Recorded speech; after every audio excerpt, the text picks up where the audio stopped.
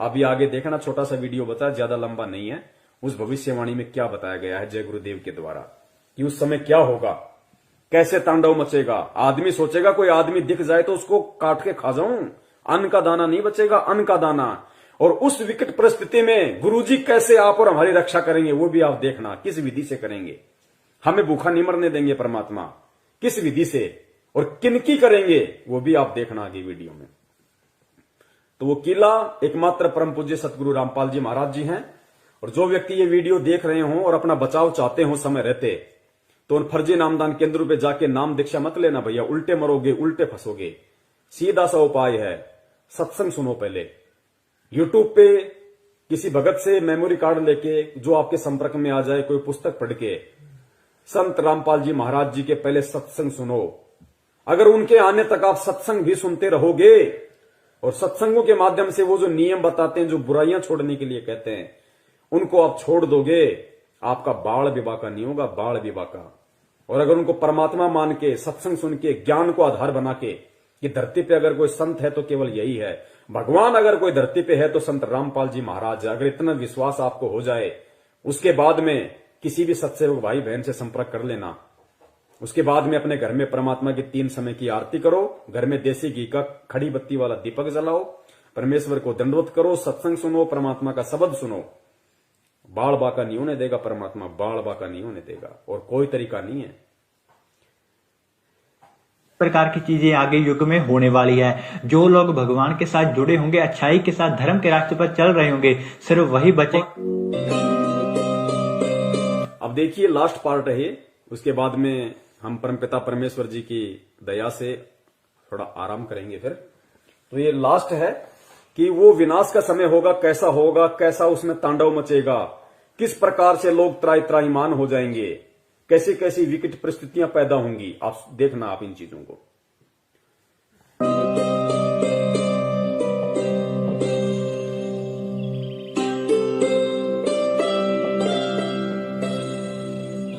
मैं सिर्फ बताता जाऊंगा, आपने सुनते जाना है।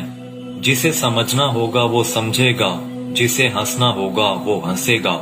लेकिन दोनों ही स्थितियों में ईश्वर का कार्य होता रहेगा, क्योंकि वो समय आ गया है कि जब स्वयं परमात्मा अपनी रूहों को वापस ले जाएगा अपने जहान में। हिंदू, मुस्लिम, सिख, ईसाई हर धर्म को मानने वाले यह जानते हैं कि उनके इष्ट ने फिर से इस मृत्यु लोक में आने की भविष्यवाणी कर रखी है। कलयुग में कलयुग जाएगा, कलयुग में सतयुग आएगा।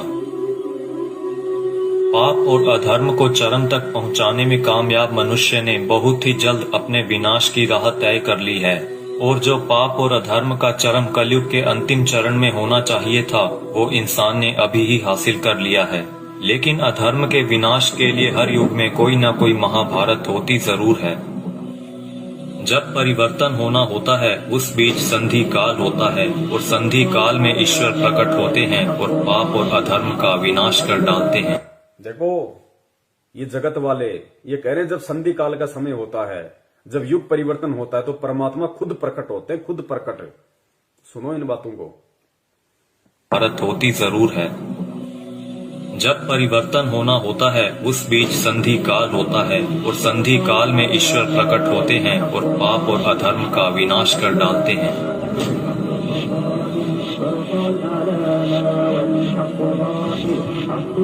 यह वीडियो वो लोग जरूर देखें जिनका परमात्मा में पूर्ण विश्वास है। इस वीडियो में दी गई जानकारी को ध्यान लगाकर समझिए। ये जानकारी कोई मनगढ़ंत या काल्पनिक बातें बिल्कुल नहीं है। ओडिशा में 400 साल पहले अच्युतानंद जी द्वारा भविष्य मालिका की रचना की गई थी। अच्युतानंद जी को भगवान श्री कृष्ण के परम सखा सुदामा का पुनर्अवतार माना गया है, जिसमें उन्होंने कलयुग के खत्म होने की भविष्यवाणी की है, जो कि गणनानुसार आने वाले कुछ वर्षों में हो सकता है। इसमें उन्होंने परमात्मा के प्रकट होने से पहले भारत के जो अंतिम प्रधानमंत्री होंगे उनके बारे में भी बताया है, और जो गुण बताए हैं वो वर्तमान के प्रधानमंत्री से मेल खाते हैं। यानी लोकतांत्रिक भारत के अंतिम प्रधानमंत्री होंगे श्री नरेंद्र मोदी, और उसके बाद होगा उस ईश्वर का प्रकट होना, और पूरे भारत में मिलिट्री शासन होगा, या कहीं राजतंत्र कायम हो। अंतिम प्रधानमंत्री नरेंद्र मोदी होगा, पूरे देश में मिलिट्री शासन होगा, उसके बाद प्रकट होगा कौन? परम पूज्य सतगुरु रामपाल जी महाराज जी उसके बाद पूरी दुनिया के सामने आएंगे।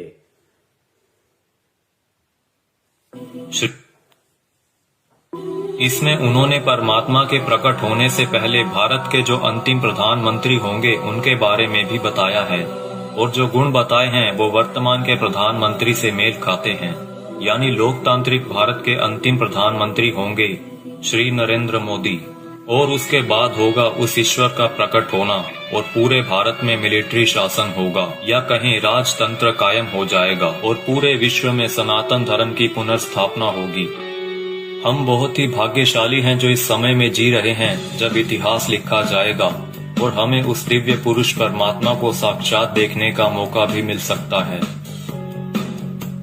पद्म पुराण के छठे खंड में 71वें सेट पर श्लोक नंबर 279 से 282 में बताया गया है कि वो दुष्टों का विनाश करेंगे, पृथ्वी की हुई दुर्गति को ठीक करेंगे, अपनी सेना द्वारा ईश्वरीय नियमों को स्थापित करेंगे। वो पूरी दुनिया के एकमात्र शासक होंगे जिन पर किसी का नियंत्रण नहीं होगा, यानी कि वो सबसे ऊपर होंगे।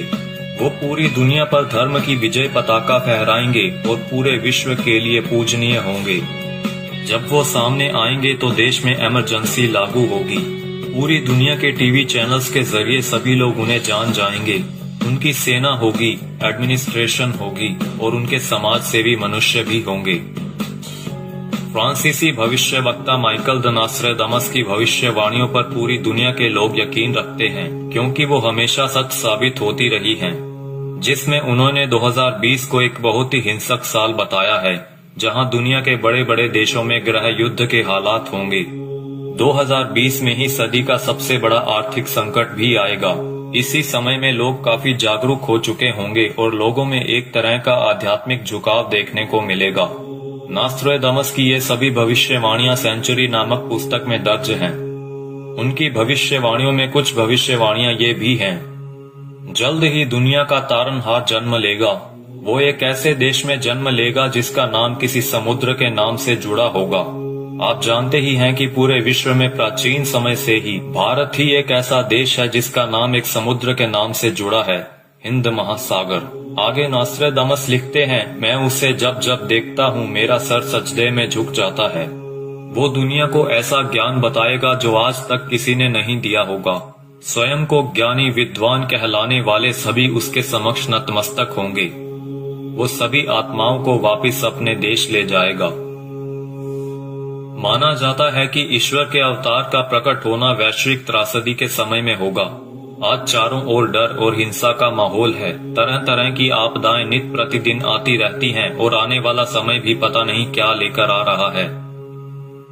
क्या यह वैश्विक त्रासदी का समय नहीं है?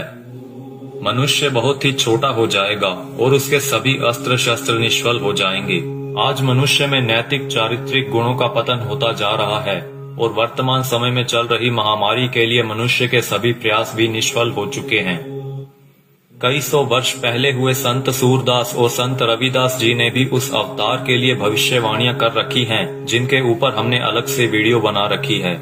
हो सकता है कि इस संधि काल के बाद ईश्वर द्वारा चुने गए कुछ मनुष्य ही अगले युग में कदम रखें। इसीलिए इस समय में हम सभी को पूर्ण रूप से, पूर्ण प्रयत्न से अपना आध्यात्मिक विकास करने की जरूरत है।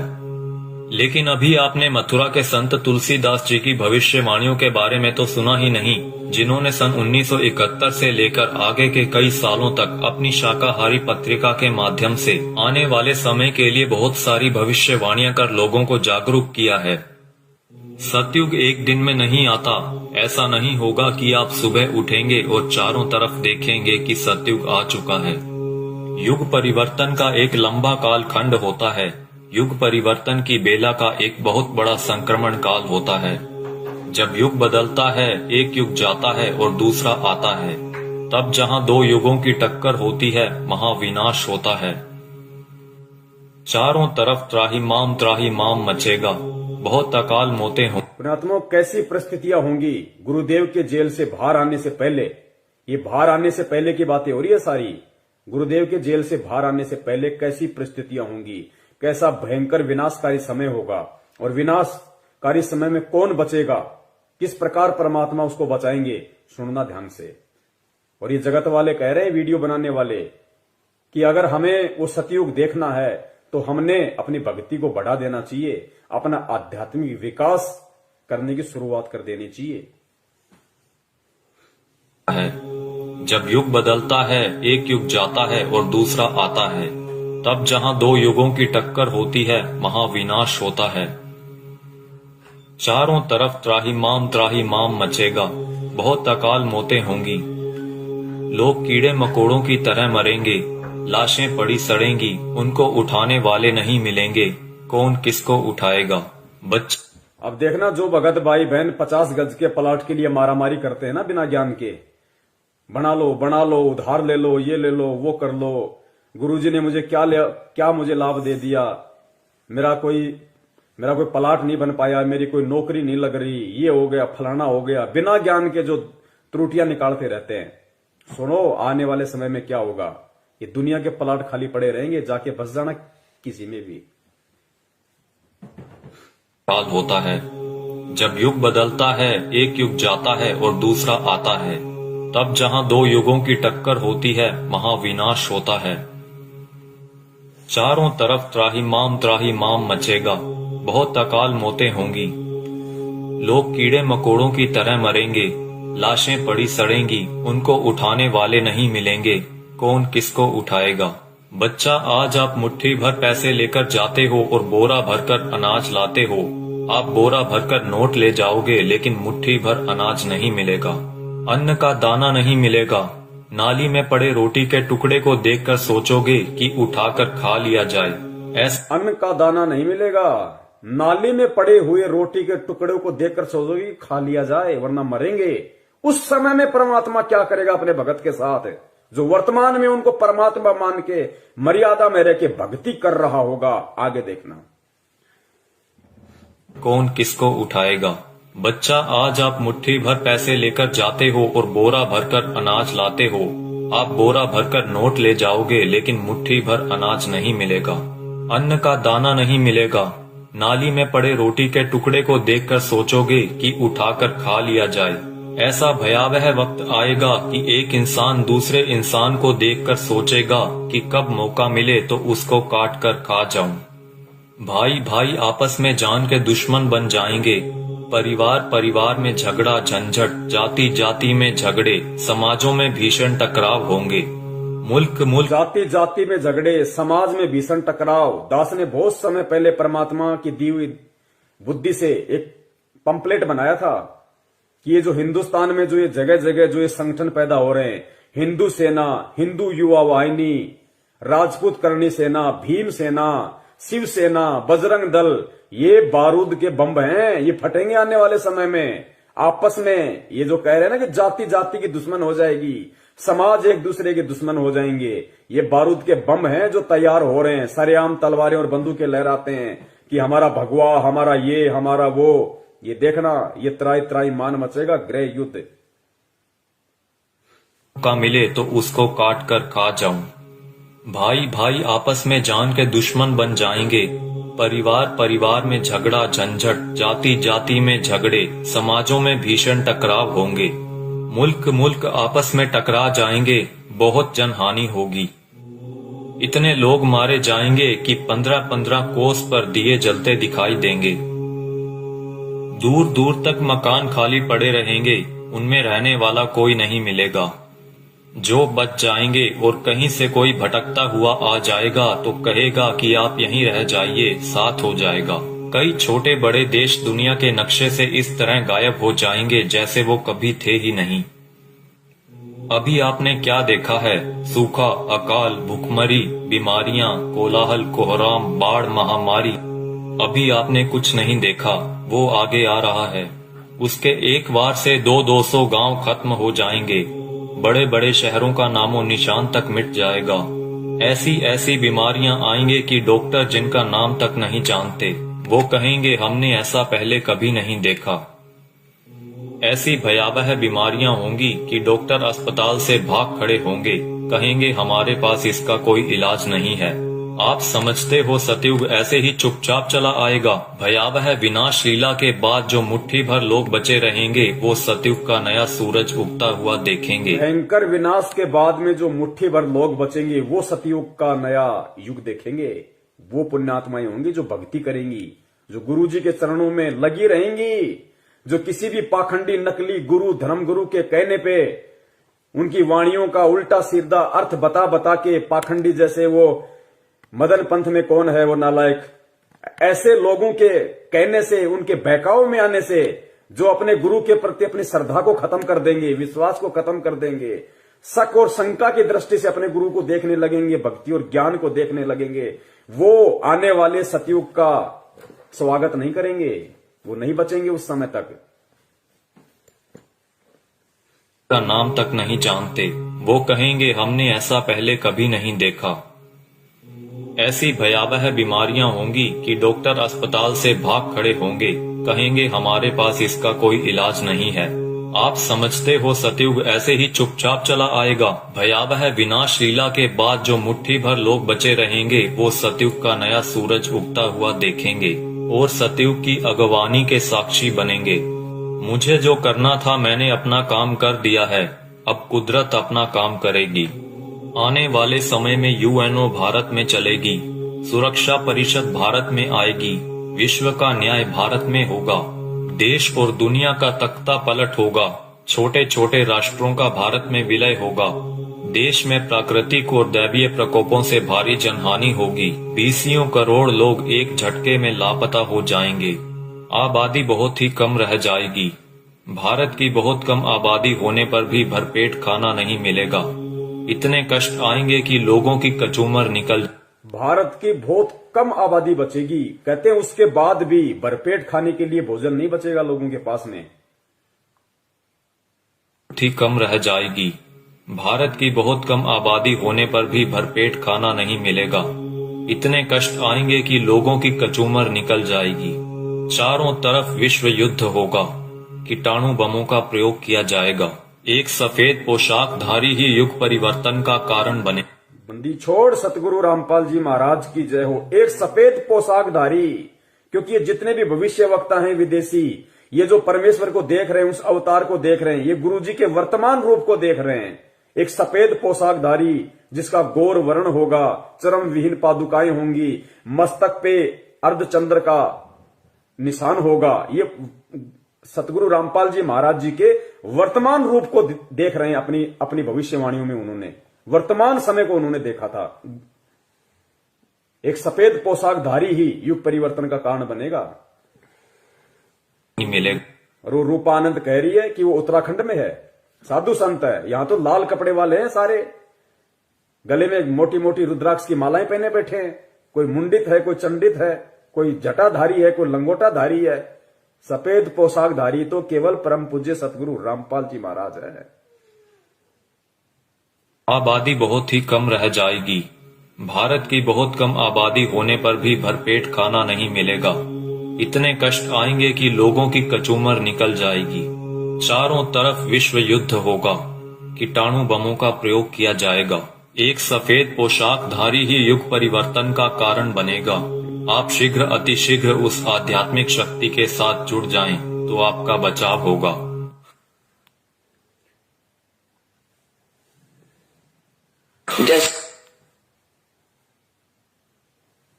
तो पुण्यात्माओं, सुना आपने किस तरीके का तांडव अभी मचना बाकी है, और उस तांडव में किस प्रकार से विकट परिस्थितियां देश और दुनिया के सामने पैदा होंगी, और उन विकट परिस्थितियों में कौन और किस तरह के व्यक्ति ही बच पाएंगे।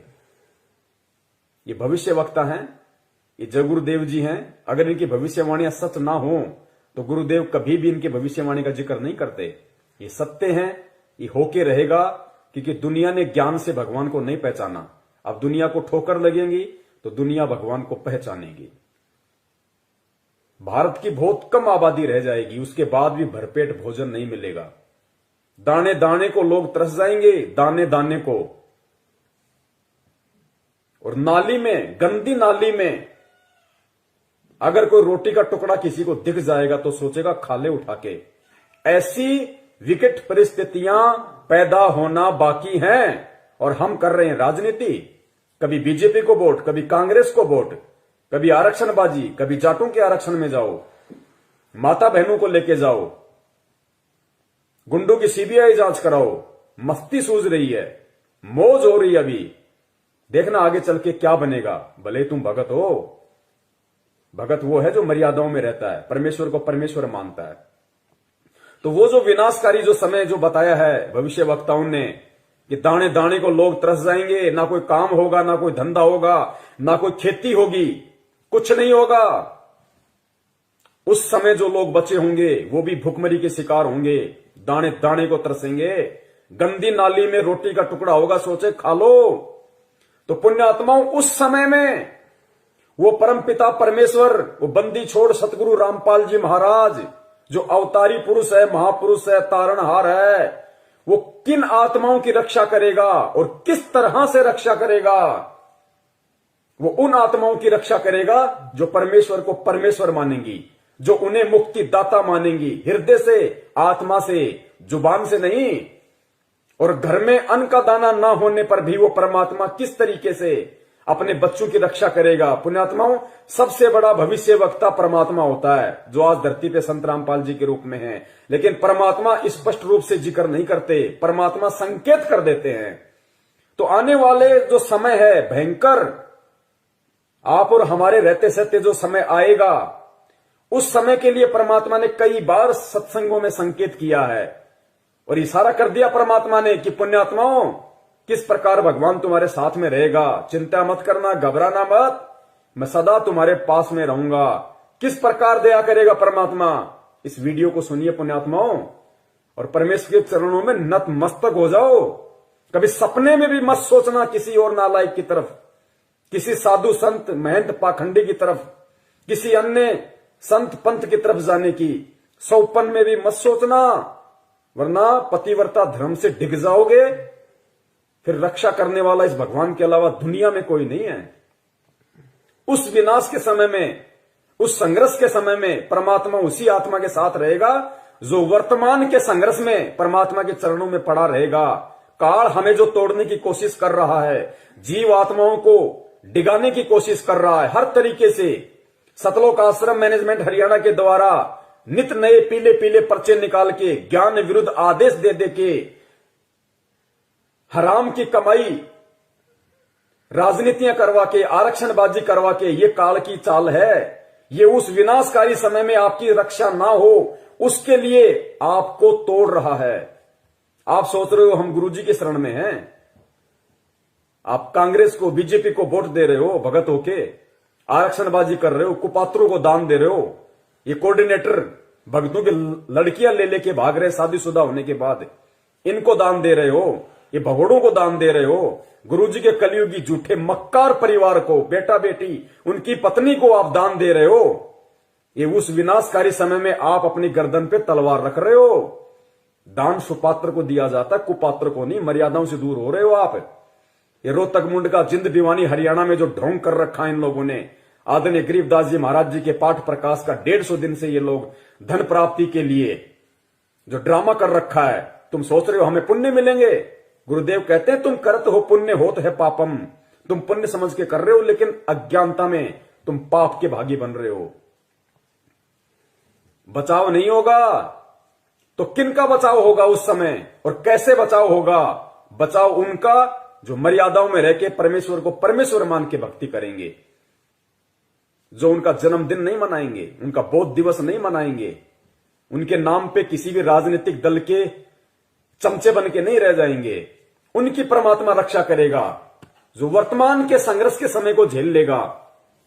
काल एक तरफ मैनेजमेंट के माध्यम से संगत को तोड़ने की पूरी कोशिश कर रहा है, दूसरी तरफ नकली संतों को, पाखंडियों को खड़ा कर रहा है गुरुदेव के वचनों में, वाणियों में मीन में कर करके, और गुरुदेव से आत्माओं का विश्वास तोड़ने की कोशिश कर रहे हैं। परमेश्वर कहते हैं बीजक की बाता कहें बीजक नाही हाथ, पृथ्वी डुबोवन उतरे कर कर मीठी बात। उनके मीठे मीठे श्लोक सुन के, उनकी बातें सुन के हम सोचते हैं कि वहां मूल ज्ञान है, वहां पवित्र ज्ञान है, वहां ये है, वहां वो है। महीने 2 महीने जाते हो फिर गधे की तरह मुंह लटका के वापस आते हो। भगवान से दूर हो गए ना इधर के ना उधर के, धोबी के कुत्ते वाली हालत हो जाती है तुम्हारी। काल ऐसा करके छोड़ देता है। तो इस वर्तमान के संघर्ष के समय में जो संघर्षशील रहेगा, जो न टूटेगा, न डिगेगा, न झुकेगा, न मुड़ेगा, भगवान को सिर सौंप दिया तो सौंप दिया, उस आत्मा की परमात्मा फिर उस संघर्ष के समय रक्षा करेगा, जो आज उस परमात्मा के लिए संघर्ष कर रहा होगा। और किस प्रकार परमात्मा रक्षा करेगा? भक्तिहीन प्राणी और जो भगत आज मर्यादाओं में नहीं है, जो परमेश्वर को परमेश्वर नहीं मान रहे, उनकी स्थिति होगी उस समय कि गंदी नाली में अगर रोटी का टुकड़ा भी मिल जाए तो खाने को मजबूर होंगे। और जो भगत होंगे, जो सत्सेवक होंगे, सच्चे सेवक होंगे परमात्मा के, उनकी परमात्मा कैसे रक्षा करेगा? सुनो गुरुदेव के मुख कमल से। जैसे दास बार बार आपको कथा सुनाता है कि जिस समय परमात्मा के नाम से झूठी चिट्ठी लिख दी थी कबीर जी के नाम से, और 18 लाख प्राणी साधु संत आगे थे। वो साधु संत कौन थे? घर छोड़कर जंगलों में अपने गुरुओं के पास भक्ति के लिए, भगवान के लिए भटक रहे थे। वो उनकी विशेष प्यारी आत्मा थी। अब वहां उन 18 लाख को 3 दिन तक झोंपड़ी में बैठे गरीब जुलाई ने, वो तो भगवान थे, लीला कर रहे थे, 3 दिन तक उनको वो भोजन खिलाया जो कभी सुना भी नहीं था उन महापुरुषों ने, भक्तों ने, साधुओं ने। और सोना की मोहर दी और दोहर दी और छक्के हलवा पूड़ी कचौड़ी जलेबी छक खावा, छह बखावा, जन्म का भूखे मरे थे, मेरे बुगड़े खानिए थे होते। तो उनके लिए जब ये लीला कर दी, पृथ्वी का को माल भी नहीं था, सतलोक से ला दिया जाता ने। पृथ्वी का माल नहीं था, काशी का भंडारा किया परमेश्वर ने, 18 लाख को खिलाया दिन में 4-4 बार। इस पृथ्वी लोक का नहीं था, वो सतलोक से लाए थे परमात्मा। और फिर आगे देखना पुण्यात्माओं, किस प्रकार उस विनाश के समय में जब ऐसी संकट पैदा होगा, ऐसी विकट परिस्थितियां पैदा हो जाएंगी, क्योंकि गुरुदेव तो परमेश्वर है, अंतर्यामी है, उनको तो पता है उस विनाश के समय का। उस समय का थोड़ा सा जिक्र परमेश्वर ने किस प्रकार किया कि बच्चों, तुम्हारे घर में अगर 2 दाने भी होंगे तो परमात्मा क्या करेगा, फिर देखना। उसको कहते हैं भक्ति का प्रतिफल। मेरे बुगड़े खानिए थे होता है। तो उनके लिए जब ये लीला कर दी, पृथ्वी का को माल भी नहीं था, सतलोक से ला दिया जाता ने। तो आने वाले समय में जैसे जनसंख्या बढ़ रही है, 100 वर्ष के बाद क्या खाएंगे ये, अगर ये माहौल नहीं बदलाते? फिर भगवान व्यवस्था करेगा। आपके घर में 2 दाने होंगे, तड़के भरा पाओगा मटका, पिप्पा भरा पाओ। आपके घर में 2 दाने होंगे ना, 2 दाने, तो परमात्मा कहते हैं भक्तिहीन प्राणियों की तरह मैं तुम्हें गंदी नाले में पड़ा हुआ रोटी का टुकड़ा नहीं खाने दूंगा। बच्चों, तुम्हारे घर में अगर 2 अन्न के दाने भी होंगे रात को, तो सुबह तुम्हारे उठने से पहले परमात्मा उस मटके को अनाज से भर देगा। ऐसी रक्षा करेगा परमेश्वर अपनी आत्माओं की। इसलिए हमारे को विश्वास होना चाहिए दृढ़ अटल कि धरती पे अगर भगवान है तो संत रामपाल जी महाराज है, उनके अलावा कोई पुरुष नहीं है। बंदी छोड़ सतगुरु रामपाल जी महाराज की जय। पीका को माल भी नहीं था, सतलोक से ला दिया जाता ने। तो आने वाले समय में जैसे जनसंख्या बढ़ रही है, 100 वर्ष के बाद क्या खाएंगे ये, अगर ये माहौल नहीं बदलाते? फिर भगवान व्यवस्था करेगा। आपके घर में फिर भगवान व्यवस्था करेगा। आज हम जो काम धंधा कर रहे हैं, 2 के 4 कर रहे हैं, हम जो अपना दिमाग चला रहे हैं कि हम कर रहे हैं तो खा रहे हैं, ये सब फेल हो जाएंगे। आज भी परमात्मा दे रहा है, आज भी परमात्मा ही करवा रहा है। कैसे करेगा परमात्मा, देखना। माहौल नहीं बदलाते, फिर भगवान व्यवस्था करेगा। आपके घर में 2 दाने होंगे, तड़के भरा पाओगा मटका, पिप्पा भरा पाओगा आटेगा, इस तरह कर देगा दाता आपके लिए। लेकिन साध वचन पलटे नहीं, चाहे पलट जाए ब्रह्मांड। अगर परमेश्वर ने ये वाणी कही है कि आपके घर में 2 दाने होंगे, सुबह मटका भरा हुआ मिलेगा, तो वो विकट समय आएगा, वो 2 दाने वाला समय आएगा भाई। तभी परमेश्वर ने इस वाणी का जिक्र किया, ये बात कही है परमात्मा ने कि आपके घर में 2 दाने होंगे। नहीं तो भगत आज हम अपना काम धंधा कर रहे हैं, अपना कमाई रहे ना, लेकिन एक समय ऐसा आएगा ना काम होगा, ना धंधा होगा, ना कोई घर से बाहर निकलेगा, डरेंगे, सहमे हुए होंगे, डरे हुए होंगे। उस समय परमात्मा कहते हैं कि जो भक्तिहीन प्राणियों भूख के मारे क्या करेंगे, कब तक घरों में बैठे रहेंगे, ना ये ब्रह्मा रक्षा करेगा, ना विष्णु करेगा, ना दुर्गा करेगी, ना काल, ना महाकाल, ना देवी देवता, ना भैरू, ना भूत, ना यार, ना रिश्तेदार, ना मां, ना बाप। आज हम जिनके लिए भगवान से दूर हो रहे हैं कि मेरी मां रुष्ट हो जाएगी, मेरा बाप मुझे लड़ेगा, मेरी पत्नी मुझे छोड़ के चली जाएगी, उस समय कोई नहीं आएगा, वो परमेश्वर आएगा उस समय रक्षा करने के लिए। किनकी? जो भक्ति करेंगे, जो भक्ति करने की इच्छा से होंगे। बढ़ रही है 100 वर्ष के बाद क्या खाएंगे ये, अगर ये माहौल नहीं बदलाते। फिर भगवान व्यवस्था करेगा। आपके घर में 2 दाने होंगे, तड़के भरा पाओगा मटका, पिप्पा भरा पाओगा आटे का, इस तरह कर देगा दाता आपके लिए। लेकिन भक्ति करवाने के लिए छोड़ सतगुरु रामपाल जी महाराज की जय हो। ये उनकी करेगा जो भक्ति करेंगे, और जो बकवाद ये उनकी करेगा जो भक्ति करेंगे, और जो बकवाद करेगा वो अपना करते रहेंगे, वो गंदी नाले के टुकड़े खाते रहेंगे भगत होके भी। पिप्पा भरा पाओगा आटे का, इस तरह कर देगा दाता आपके लिए। लेकिन भक्ति करवाने के लिए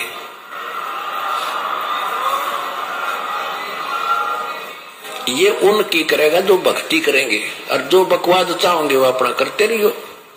ठीक है, जैसा भक्ति भजन करेंगे उनका लाभ मिल जाएगा, लेकिन वो उसमें से खड़ी रह जाएंगे। राजनीति करने वाले करते रहियो, आरक्षणबाजी करने वाले करते रहियो, परमात्मा रक्षा उनकी करेगा जो भक्ति करेंगे, जिनका मकसद मोक्ष प्राप्ति का होगा, कांग्रेस को जिताने का, बीजेपी को जिताने का नहीं। तो कितने लोग आज मर्यादाओं में हैं, और कितने लोग भगत होकर भी अपने आप को भगवान का भगत समझते हुए भी मर्यादाओं से दूर हैं। ये अपना आकलन स्वयं कर ले। दास की यही विनती है, यही प्रार्थना है। सत संदेश हम देते रहेंगे जब तक परमेश्वर हमें सद्बुद्धि देते रहेंगे। और निवेदन करूंगा सभी भाई बहनों से, वीडियो को ज्यादा से ज्यादा, ये ऐसा वीडियो है, ये बहुत लंबा चलना चाहिए वीडियो, हर आत्मा तक संदेशा पहुंचना चाहिए। अब ये दास इसको फेसबुक पे जाके और दोनों पार्ट को एक कर देगा ऊपर नीचे। उसके बाद में पुण्यात्माओं जितना हो सके वीडियो को शेयर करें, ताकि जिस प्रकार परमेश्वर ने आप और हमारे ऊपर दया करी है, उसी प्रकार परमात्मा हमारे अन्य भगत भाई बहनों पे भी दया करें, उनको भी परमेश्वर सद्बुद्धि दे, उनको भी समझ में आए, वो भी परमेश्वर को परमेश्वर माने। ठीक है, जो गलती उन्होंने परमात्मा का जन्मदिन मना के, बोध दिवस मना के कर दी है, अगली बार उनसे वो गलती ना हो, अगली बार उनसे वो गलतियां ना हो, वो भी आप और हमारी श्रेणी में आ जाएं, वो भी सत्सेवकों की श्रेणी में आए। तो हमें प्यार से, प्रेम से, बहुत ही आधीनी से परमपिता परमेश्वर जी के चरणों में बैठ के उनकी प्रेरणा से हमें ये सेवाएं करनी है, साथ में अपनी भक्ति भी करनी है, ताकि परमेश्वर भक्ति से ही प्रसन्न होंगे। सेवाओं का पुण्य अलग है। तो पुण्यात्माओं परमेश्वर दया करें, हम यही उनसे विनती करेंगे बारंबार उनके चरणों में दंडवत करते हुए कि परमात्मा साध संगति के लिए आप हम सत्सेवकों को लाइव शंका समाधान प्रोग्राम से जोड़े रखिए। आप इसी प्रकार हमारे सभी भाई बहनों का, हम एक दूसरे का इसी प्रकार भक्ति में विश्वास बनाए रखिए। हमारे अंदर वो दृढ़ता, वो विश्वास आप जी पैदा कीजिए, ताकि परमात्मा सपने में भी हम अपने पतिव्रता धर्म से दूर ना हो सकें। हम आपके चरण कमलों से परमात्मा सुई के नोक जितने भी दूर ना हो। और परमेश्वर यदि हमारा ऐसा कोई दुर्भाग्य, हमारा ऐसा कोई कुसंस्कार यदि हमारी ही किसी मूर्खता और गलती के कारण आना भी हो, तो परमात्मा उसी समय हमारी जीवन लीला समाप्त कर देना, और अगला जन्म परमात्मा उस समय देना जब आप हमारा मोक्ष कर सको, हमें सतलोक पहुंचा सको। बंदी छोड़ सतगुरु रामपाल जी महाराज की जय हो। सत साहेब।